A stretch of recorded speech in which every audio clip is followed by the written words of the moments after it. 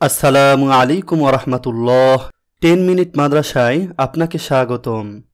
এক ভাই প্রশ্ন করেছেন, সকল প্রকার কাজের শুরুতে কি বিসমিল্লাহ বলতে হয়? হারাম কাজের শুরুতেও কি বিসমিল্লাহ বলা বৈধ?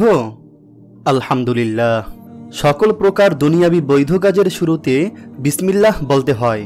হারাম বা মাকরুহ কাজের শুরুতে বিসমিল্লাহ বলা হারাম, বরং তা আল্লাহর সাথে দৃষ্টতা প্রদর্শনের শামিল। বিসমিল্লাহ বলার অর্থ উক্ত কাজে আল্লাহর সাহায্য ও বরকত কামনা করা।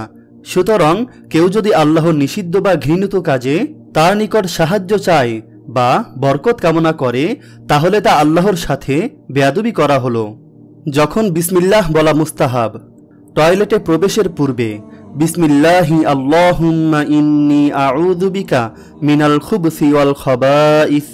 তবে বিসমিল্লাহ ছাড়াও দোয়াটি বর্ণিত হয়েছে। অজুর শুরুতে বিসমিল্লাহ, খাওয়ার সময় বিসমিল্লাহ, প্রাণী জবেহ করার সময় বিসমিল্লাহি আল্লাহু আকবার। অনেক আলেমের মতে প্রাণী জবেহের সময় এই দোয়া পড়া ওয়াজিব।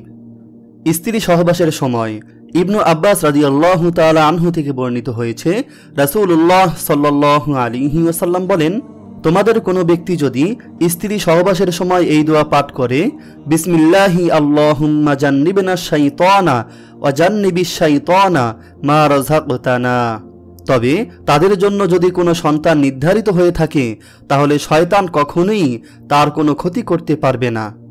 সহিহ বুখারী হাদিস নম্বর 5909। নৌযানে আরোহণের সময় বিসমিল্লাহি মাজরিহা ওয়া মুরসাহা ইন্না রাব্বী লাগফুরুর রহিম। পত্র লিখার সময় বিসমিল্লাহির রহমানির রহিম। রাস্তায় চলতে গিয়ে হঠাৎ পা পিছলে পড়ে গেলে বিসমিল্লাহ। যেমন এ মর্মে হাদিস বর্ণিত হয়েছে।